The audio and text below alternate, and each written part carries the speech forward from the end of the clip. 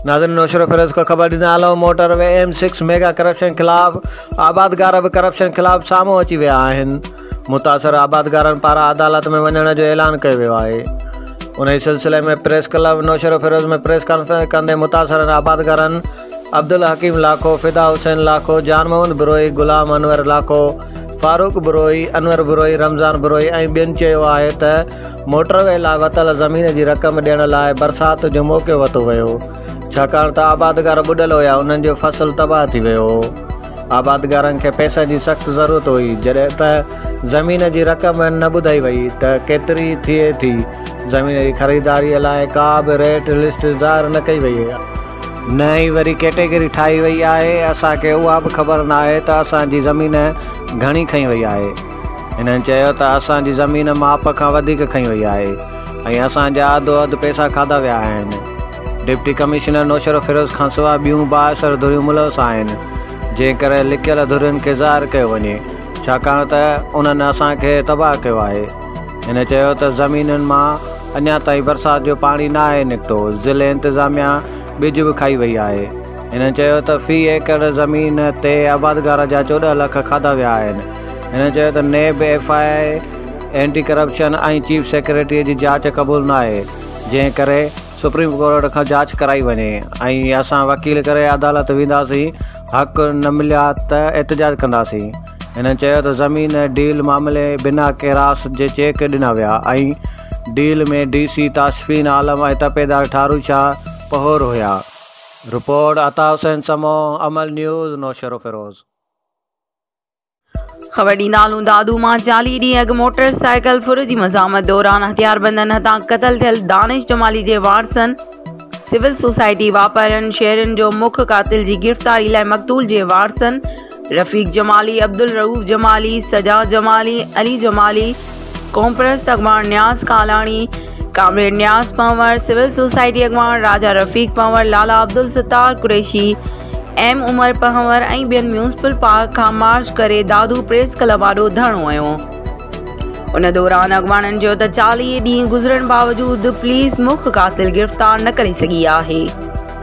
गिरफ़्तार थियल जवाबदार न्याज़ जमाली ऐं सहूलियतकार वहीद लिगारी मुख्य जवाबदारनि जा पुलिस आॾो नाला पिणु खयां आहिनि, पर पुलिस जवाबदारनि खे गिरफ़्तार करण में सुस्तीअ जो मुज़ाहिरो करे रही आहे। 40 ॾींहं खां वारिस इंसाफ़ लाइ दरबदर आहिनि। हिननि चीफ जस्टिस सिंध खे अपील कई त नोटिस वठी IG सिंध, DIG हैदराबाद ऐं SSP दादू खां पुछाणो करे मुख्य जवाबदारनि खे गिरफ़्तार कयो वञे। रिपोर्ट वज़ीर मला, अमल न्यूज़, दादू। ख़बर ॾींदा हलूं। दादू मां वज़ीर मला जी रिपोर्ट मुताबिक़ पाकिस्तान पीपल्स पार्टीअ जो 55 योम तासीस जे सिलसिले में इजलास जमाली हाउस दादू में ज़ेर सदारत PP MNA ऐं PP ज़िले दादू जे सदर सरदार रफ़ीक अहमद जमाली जे थी गुज़रियो। उन दौरान हिन इजलास खे ख़िताब कंदे चयो त इंशाअल्लाह दादू ज़िले में हेड क्वार्टर में 30 नवंबर ते पार्टीअ जो 55 योम तासीस भरपूर नमूने सां मल्हायो वेंदो।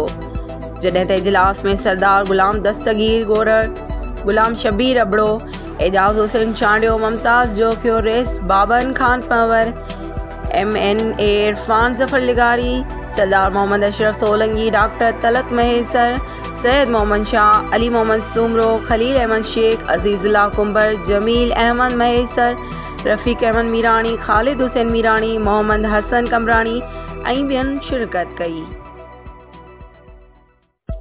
ख़बर ॾींदा हलूं। नौशर फिरोज़ मां। नौशर फिरोज़ में ॻोठ गामू मंगणी जो ऐं रवासी ॻोठाणे फैज़ मोहम्मद मंगणी जो देह सरहल जे तपेदार ऐं प्राइवेट कोटार जे ज़ियादतुनि ख़िलाफ़ एहतजाजी मुज़ाहिरो कयो। उन मौक़े ते प्रेस क्लब नौशर फिरोज़ जे साफ़िन आॾो ॻोठाणे दाईंदे चयो त आऊं देह सरहल जो खातेदार आहियां ऐं ताज़नि बरसातुनि में असांजो फ़सुल बि मुतासिर थियो। सरकार पारां ऐलानियल बिज ऐं कलर लाइ हासिल करण लाइ पंहिंजी ज़मीन 1 एकड़ जे तपेदार वटि दाख़िला करण वियसि त मूं खां 2000 रुपया घुरिया विया। न ॾियण ते मुंहिंजी ज़मीन जे दाख़िला बि न रखी मूंसां बदतमीज़ी सां पेश आयो।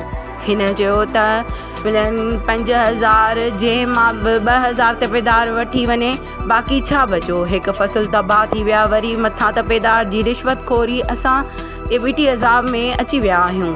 हिन आला इख़्तियारनि खां मुतालबो कयो त बदइख़लाक़ तपेदार देसरहल मजीद पुरहाओ ऐं संदसि बदतमीज़ जाती खांगी कोठार अज़ीम वंगाराणी खिलाफ़ क़दम खणे।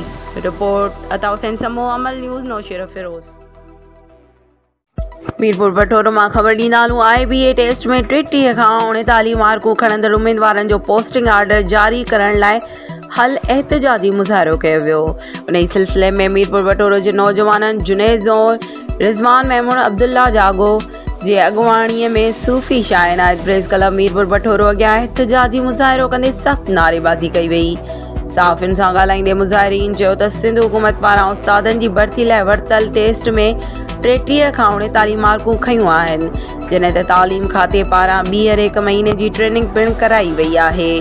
तंहिं करे खेनि फौरी तौर ते PST ऐं GST जा ऑफर ऑर्डर जारी कया वञनि। हिननि चयो त ताज़ो ई तालीम खाते पारां ॿीहर उस्तादनि जी भर्ती वारो इश्तहार जारी खेनि साण नाइंसाफ़ी कई वई आहे। हिननि मुतालबो कंदे चयो त खेनि पोस्टिंग ऑर्डर ॾेई रोज़गार फ्राहम कयो वञे। रिपोर्ट चेतन लाल, अमल न्यूज़, मीरपुर बटोरो।